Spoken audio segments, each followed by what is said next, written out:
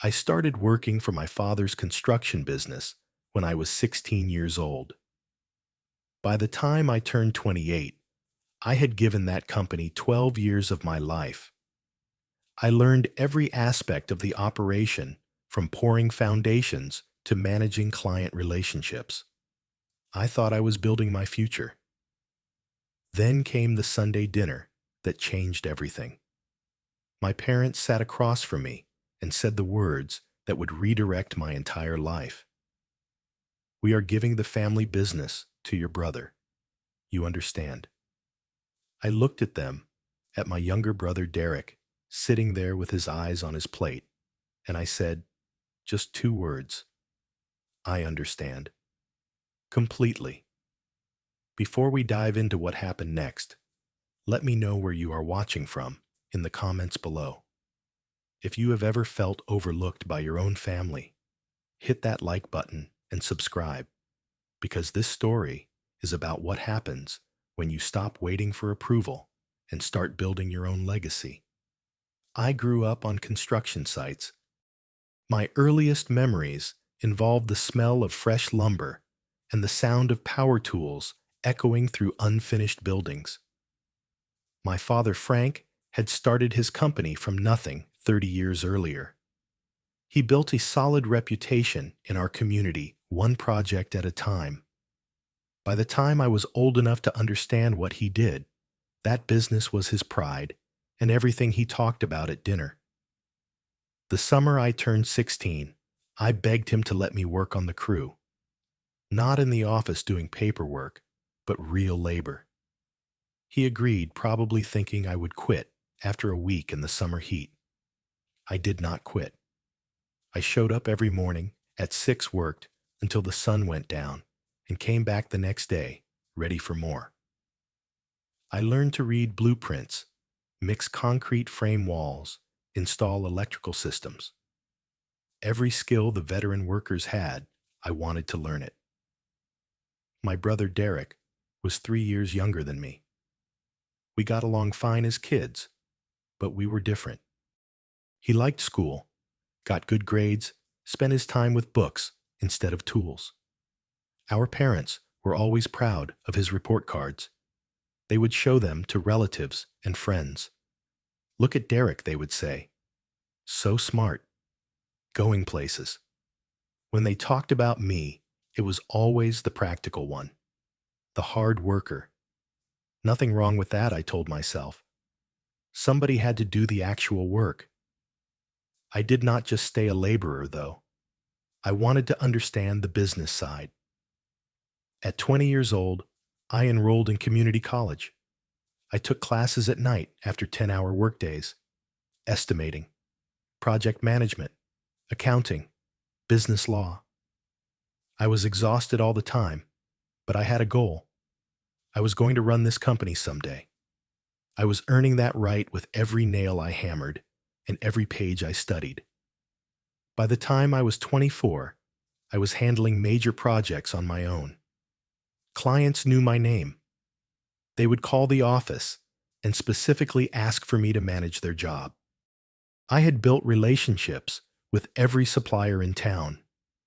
I knew which subcontractors were reliable and which ones would cause problems. I knew how to keep a project on schedule and under budget. I thought I was proving myself every single day. Derek went off to the state university. He majored in business administration, which made sense. When he came home for summers, he would work in the office, answer phones, file paperwork, run errands. He never wanted to get his hands dirty. The heat bothered him. The physical labor was not his thing. He preferred the air-conditioned office, making phone calls and scheduling appointments. Our relationship stayed civil, but distant. He would make little comments sometimes. "Someone has to be the brains of this operation," he said once when I came into the office covered in drywall dust. I laughed it off, but those comments had a way of sticking in your mind. They would replay when I was trying to fall asleep at night, making me question things I thought I knew for sure. When Derek graduated, my parents threw a huge party. The whole family came, friends and business associates. It was a celebration. During the party, I overheard my father talking to some guests. Derek is going to take this company into the future, he said. He has got the education, the vision. I stood there holding a beer, listening to him talk about my brother's potential. Nobody mentioned the degree I had earned at community college while working full-time. Nobody mentioned the 12 years I had already given to building that future my father was talking about. I pushed the uncomfortable feeling down. They are just proud of him graduating, I told myself. It does not mean anything. But then the meetings started. Small ones at first. My father would pull Derek into his office to discuss business decisions. Strategic planning sessions, he called them. When I asked to join, he would say, "Derek needs to learn the business side. You already know all that from doing it. He needs the education." The irony was not lost on me. I had educated myself specifically to understand the business side. But my community college classes apparently did not count the same way Derek's university degree did. 6 months after Derek's graduation, my parents called a family meeting. It was a Sunday, right after dinner. The tone was different from our usual family gatherings, more formal. My mother, Patricia, looked nervous. My father cleared his throat in that way he did before important announcements. "We need to talk about the company's future," he said. I sat up straighter. This was it. The conversation about succession planning, about how Derek and I would work together to take over when Dad retired. Maybe they would make us partners, split the ownership. That would be fair. "We have made a decision," my father continued. "Derek is going to take over as president within the next 2 years. We will start transitioning leadership immediately." The words hit me like a physical blow. I looked at my mother. She would not meet my eyes. I looked at Derek. He was staring at his plate, jaw tight. "What about me?" I said. My voice sounded strange in my own ears. "You will still be important," my mother said quickly. "Derek will need your support, your knowledge. You will work together. Support." The word echoed in my head. Not partner, not co-owner, not equal. Support. "I have been here for 12 years, I said. "I know every aspect of this business. I have relationships with every client, every supplier, every subcontractor in this county. And that is valuable," my father said. "But Derek has the education, a 4-year degree from a real university. That matters to clients. It gives us credibility. A real university. So my degree meant nothing. My decade of experience meant nothing. This is not personal," my father added. "This is what is best for the company." Derek finally spoke. "I will do my best," he said quietly, still not looking at me. I felt numb, completely disconnected from my body. I heard my mother saying something about family and working together and how important I was to the operation. I heard my father explaining the transition timeline. 2 years to fully hand over control. Derek would start making more decisions immediately. Learning the ropes from me, the support staff. When they finally stopped talking, they looked at me, waiting for my response, waiting for me to accept my demotion with grace. "I understand," I said. The words came out calm, even, completely. My father relaxed. "Good. I knew you would. You always were the reasonable one." I drove home that night in silence. No radio. Just the sound of tires on pavement and my own breathing. I did not feel angry yet. Just clear. Crystal clear, in a way I had never experienced before. They had made their choice. They valued a piece of paper over a decade of dedication. They looked at Derek's potential and my reality, and they chose potential. That was fine. That was their right. It was their business. But it was my life, and I was done giving it to people who did not value it. I went to work the next day, like nothing had changed. What else could I do?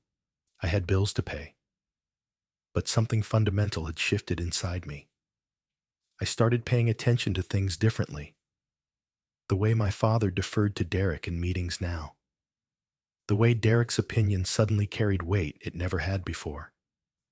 The way I was expected to train my own replacement. Derek asked me questions constantly. Basic things he should have learned in his business classes. How do we calculate material waste percentages? Why do we need separate permits for electrical and plumbing? What is the difference between a subcontractor and a supplier? I answered patiently. Explained everything in detail. Because despite everything, I had professional pride. I was not going to let my personal feelings compromise the quality of the work. But Derek had his own ideas about efficiency. He would listen to my explanations, then dismiss them. There has to be a more modern way to do this, he would say. We cannot keep operating like it is 1990. He started making changes, small ones at first, switching suppliers to save a few dollars, even though I warned him about quality issues, shortening timelines to impress clients, even though I told him it would put undue pressure on the crew, implementing new software systems without training anyone to use them properly. The results were predictable. Projects started running over budget. Timelines slipped. Workers got frustrated with the constant changes. Clients complained about communication breakdowns. I spent my time fixing problems quietly, smoothing over client relationships, working extra hours to get projects back on track, making sure the company's reputation did not suffer too badly. And Derek got the credit. My father would tell people about Derek's leadership during challenging times, how he was learning to navigate the complexities of the business, how he was implementing innovative solutions. The dynamic between Derek and me changed too. He stopped asking questions and started giving orders. I need you to handle this. Make sure that gets done. Fix this problem. The tone was different. He was establishing hierarchy, making sure I understood my place. The crew noticed.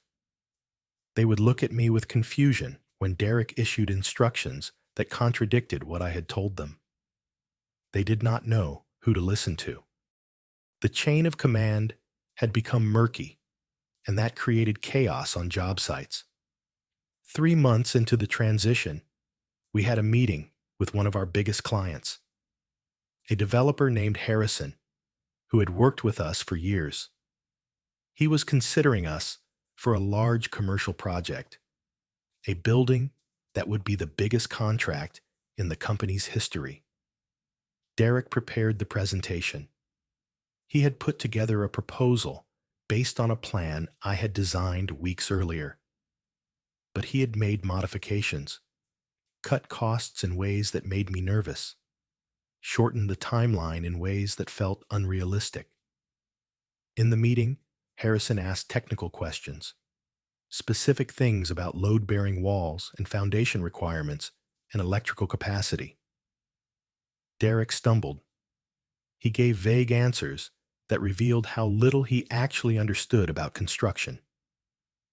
I watched Harrison's expression change from interested to skeptical. I could not let us lose this contract. So I stepped in, answered the questions directly, explained the technical aspects, walked Harrison through the realistic timeline and why it was necessary, basically rescued the pitch. We got the contract. Harrison shook my hand on the way out.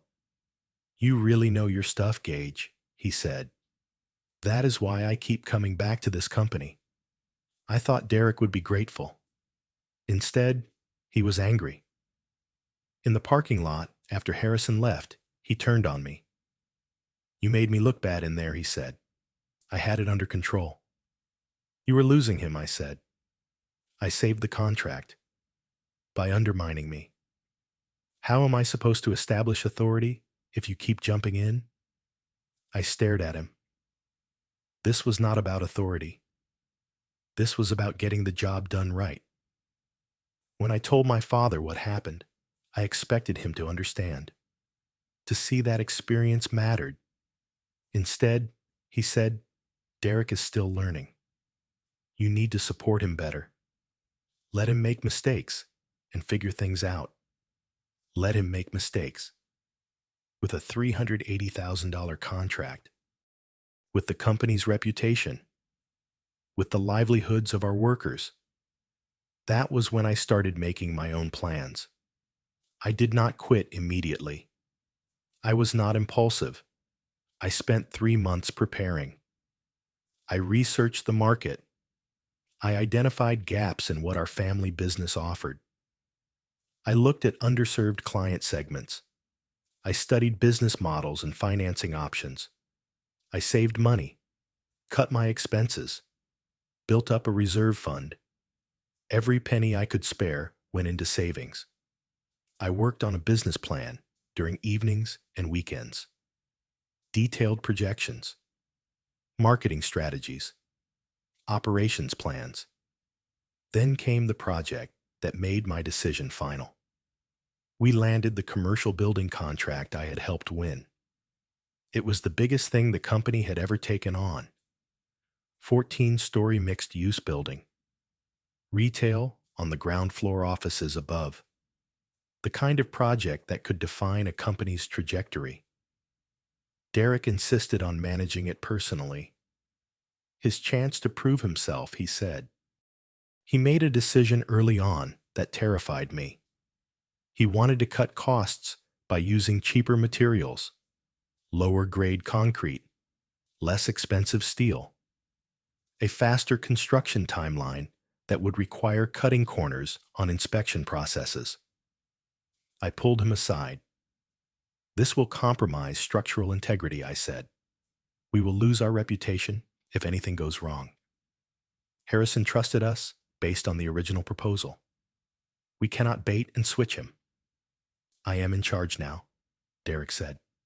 We need better profit margins. The original plan is too conservative.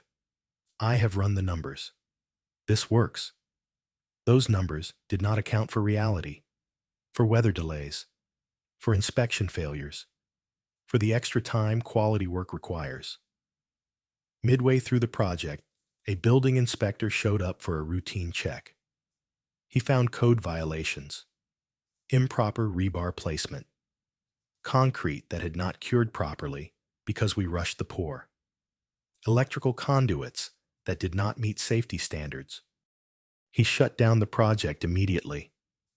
Red tagged the site, threatened to report us to the licensing board. We were facing potential lawsuits, the loss of our business license, the end of everything my father had built. I spent 72 hours straight fixing it. I called in every favor I had. I personally met with the inspector and walked him through our correction plan. I supervised the rework myself. I negotiated with Harrison, convinced him we would make it right, begged him not to pull out. We salvaged it. Barely. The project stayed alive. The company's license stayed intact. But we lost money. A lot of money. And we lost time. And we came dangerously close to losing everything. At the company meeting after the crisis, my father praised Derek's crisis management. He commended him for identifying the problems early and implementing corrections. Derek stood there and accepted the praise. He actually said the words, "We caught the issues early and corrected course." We, as if he had been part of the solution instead of the cause of the problem.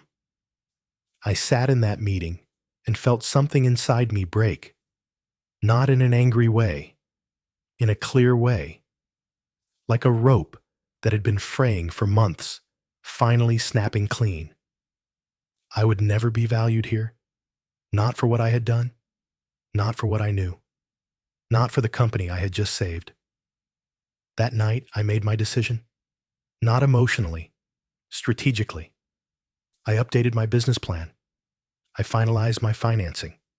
I filed my LLC paperwork. I got my contractor's license under my new company name. I lined up insurance. 3 months later, I gave my notice. I kept it simple and professional. I am starting my own construction company, I said. No hard feelings. I am grateful for everything I learned here. But it is time for me to build something of my own. My father was shocked. After everything we have done for you, he said, after all the opportunities we have given you, and I appreciated every one of them, I said, you taught me this business. Now, I am taking those lessons and applying them. My mother cried. How can you do this to your brother? She said. He needs you. Derek sat silent through the whole conversation. I caught his eye once. There was a slight smirk on his face, like he had won something, like my leaving proved he was the better choice all along. Maybe he thought I was running away. Maybe he thought I would fail. Maybe he did not think about me at all. I did not care anymore. I was done performing for an audience that would never applaud. The first few months were brutal. I started with $28,000 in savings. I registered my LLC, got my licenses and insurance, rented a small office space that was basically a glorified storage unit. I worked out of a garage apartment and used my truck as a mobile office. My first clients were small: a deck repair, a bathroom remodel, a garage conversion. The kind of jobs the big companies did not want. I did everything myself: the bidding, the planning, the labor, the finishing. 18-hour days, 7 days a week. It was lonely. There were nights I lay awake wondering if I had made a terrible mistake, if I should have just stayed and accepted my role, if pride had cost me security. But then I would finish a project and the client would be thrilled. You actually listened to what I wanted, they would say. You did exactly what you promised. You care about the quality. Word spread slowly. One client told a friend. That friend told a neighbor. My phone started ringing more often. By month 6, I had enough consistent work to hire my first employee. His name was Marcus. He was a skilled carpenter I had worked with at my father's company. He left 6 months after I did. Told me he could not stand the way things were being run anymore. The constant chaos, the lack of leadership, the feeling that nobody cared about doing things right. Marcus and I built a good partnership. We shared the same values: integrity, quality, clear communication with clients. We did not cut corners. We did not overpromise. We showed up on time, worked hard, and delivered what we said we would. Reviews started piling up. 5 stars everywhere. Clients wrote paragraphs about our attention to detail, our professionalism, our reliability. The phone rang more. We started landing bigger jobs: whole house renovations, small commercial projects. I hired more people. Carefully. I only brought on workers who shared our approach. By the end of the first year, we had completed 43 projects. Revenue hit $212,000. It was not huge, but it was profitable, and it was growing. I heard things through the industry grapevine. The family business was struggling. Derek had lost 3 major clients due to poor communication and missed deadlines. He had made an expensive equipment purchase without proper research, and the machines sat unused because nobody knew how to operate them. Veteran workers were leaving, the ones who had been there for decades. They were tired of the dysfunction.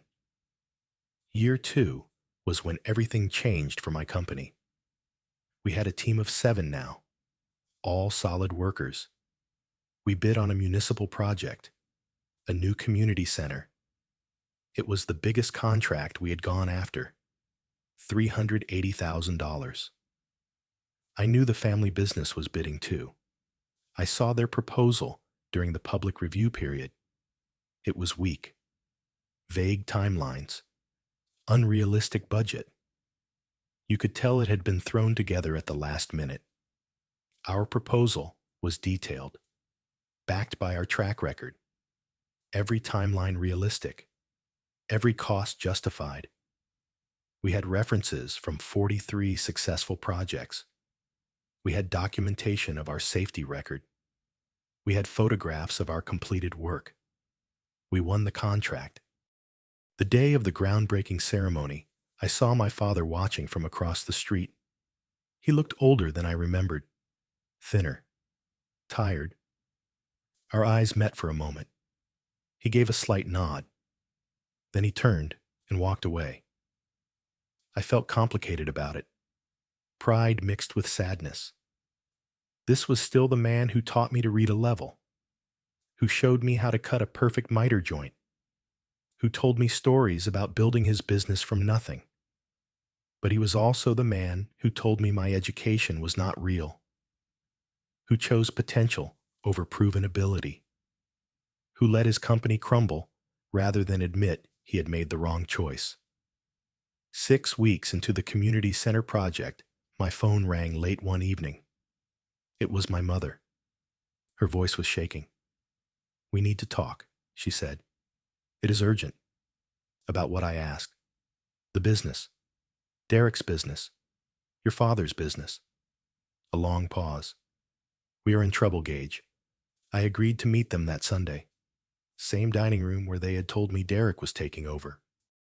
2 years later, almost to the day. I walked in and immediately felt the weight of the situation. My father looked haggard. My mother was barely holding it together. Derek sat with his arms crossed, refusing to make eye contact with anyone. My father started talking. We made some bad decisions, bad investments. We lost clients. We lost good workers. The numbers are not good. How not good, I asked. We are losing about $50,000 a month, maybe 6 months before we have to file bankruptcy. My mother leaned forward. "We need your help, Gage. You are doing so well. Your company is thriving. You understand this business. You understand what it takes." The irony was suffocating. 2 years ago, I did not have the right education. I did not have the credibility. I was not leadership material. Now suddenly, I understood the business. "What kind of help are you talking about?" I asked, though I already knew. "Financial help," my father said. "We need an infusion of capital, a loan. Or maybe you could buy a stake in the company, become a partner, help us turn it around." I sat there silently. Memories flooded back. Every early morning, every late night, every sacrifice I made believing I was building towards something. The meeting where they told me Derek was getting the company. The way they dismissed my concerns. The way they praised Derek for fixing problems he had created. My mother was crying now. "You have to understand, we were wrong. We see that now. Derek was not ready. We should have listened to you." But she was not apologizing for choosing Derek. She was apologizing for Derek not working out. There was a difference. My father added, "I know we hurt you. I know this is asking a lot, but you are family. This is still your family's legacy." Derek suddenly spoke up. "I do not need his charity," he said, his voice defensive, embarrassed. Derek, please, my mother said. She turned back to me. You understand family. You understand what this business means. You know how hard your father worked to build it. That phrase again. You understand. The same words from 2 years ago. You understand why we are giving it to Derek. And now, you understand why you should save us from that decision. I stood up slowly. Everyone leaned forward slightly, hopeful, expecting me to say yes, expecting me to put family above everything else, above pride, above hurt, above basic self-respect. I do understand, I said. Everyone relaxed slightly. I understand that you made a choice 2 years ago. I understand that you valued a degree over a decade of dedication. I understand that you expected me to stay and support that choice, regardless of how it made me feel. My father started to interrupt, but I kept going. I understand that Derek was not ready, but you gave him the company anyway. I understand that when things went wrong, you praised him for crisis management instead of holding him accountable. And I understand now that leaving was the best decision I ever made. The room went silent. So you will not help your own family, my father said, his voice hard. I am not in the bailout business, I said calmly. I am in the construction business, but I can help you find resources. Derek scoffed. What kind of help is that? The same kind I would give any struggling business, I said. Professional advice. Referrals to people who specialize in business restructuring. That is what I can offer. I walked out without eating, without looking back. I got in my truck and drove home. My hands were shaking, but I felt clear. Absolutely clear. 2 days later, I sent an envelope to their house. Inside was a professional brochure from 3 reputable small business lenders, organizations that specialized in restructuring loans for struggling companies. The rates were competitive. The application process was straightforward. I included a handwritten note. These organizations specialize in business restructuring loans. Rates are competitive. Application process is straightforward. Best of luck with your recovery. Gage. Formal. Helpful. Distant. My phone exploded after that. Calls. Texts. Voicemails from all 3 of them. My mother asking how I could be so cold. My father saying they raised me better than this. Derek leaving an angry message about betrayal and family loyalty. I blocked all their numbers. I had work to do, a business to run, projects to complete, clients who depended on me. I was done performing for an audience that would never appreciate the show. The weeks after the brochure incident were strange. I kept expecting to feel guilty, to second-guess my decision, to wonder if I should have helped them despite everything. But the guilt never came.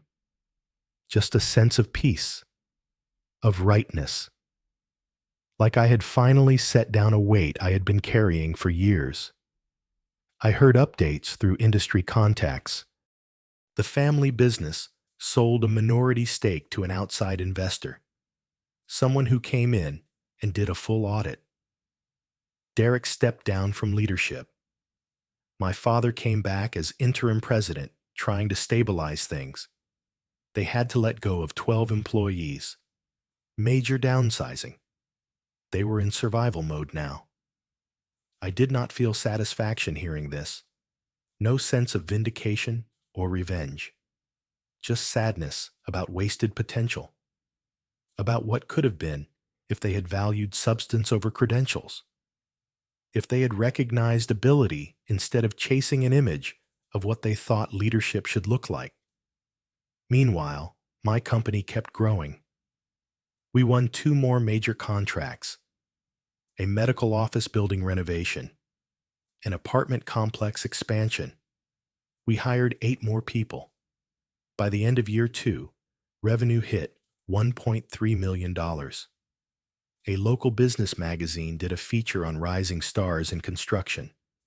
They interviewed me, asked about my background, how I got started, what made my company different. I kept it simple. I learned from my family's business, I said. Then I built my own vision based on those lessons. Quality work, clear communication, treating people with respect. Nothing revolutionary, just consistency. I did not mention being passed over, did not air grievances. It was not their story to tell. It was mine. And I had already moved past it.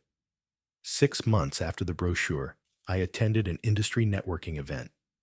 Local contractors, suppliers, developers. Good opportunity to make connections, build relationships. I was talking to a potential client when I saw him across the room. My father, Frank, looking smaller somehow, his hair thinner and grayer, shoulders slightly hunched. I had a choice. Avoid him, pretend I had not seen him, make it easy for both of us, or face it head on. I chose to approach. "Dad," I said. He turned. Surprise flickered across his face, then guardedness. Gage. Awkward silence. Years of hurt and disappointment hanging between us. "You have done well for yourself," he finally said. Not angry, not bitter, just stating a fact. "Thank you," I said. "How are things with you?" He sighed. A deep, tired sound. Surviving. Learning a lot of hard lessons these days. Another pause. Then I was wrong. About Derek being ready. About you. It was the first real apology I had heard. The first acknowledgement that was not tied to needing something from me. I felt my throat tighten. "I appreciate you saying that. I do not expect forgiveness," he said. "I do not expect us to go back to how things were. I just wanted you to know. I see it now. What we had. What we lost." We talked for a few more minutes. Surface level things. How the industry was changing. New building codes. Material prices. We kept it light. Professional. Like two colleagues catching up instead of father and son navigating years of damage. When we parted ways, we shook hands. It felt formal. Sad. But also like closure of some kind. Over the following months, my mother reached out. Tentative at first. Just a text here and there.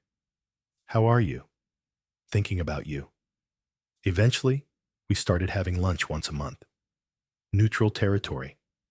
A diner halfway between our towns. We talked about safe things. The weather. Her garden. My projects. We did not mention Derek, or the business, or anything substantive. It would never be like before. That closeness was gone. But it was something. Civil. Respectful. Maybe that was enough. Derek and I did not speak. I saw him once at a hardware store. We made eye contact, exchanged awkward nods, kept walking. There were no words left between us. Maybe there never had been. I heard he eventually found a job with an established construction firm, a project manager position. He was apparently good at it, competent, reliable. Turned out he was fine as an employee when he was not in charge, when he did not have the pressure of ownership. Some people are like that. Failure teaches them things success never could. I thought about that sometimes. About how being passed over had felt like an ending, like my dreams dying. But it had actually been a beginning, the start of something better than I could have imagined sitting in that dining room 2 years ago.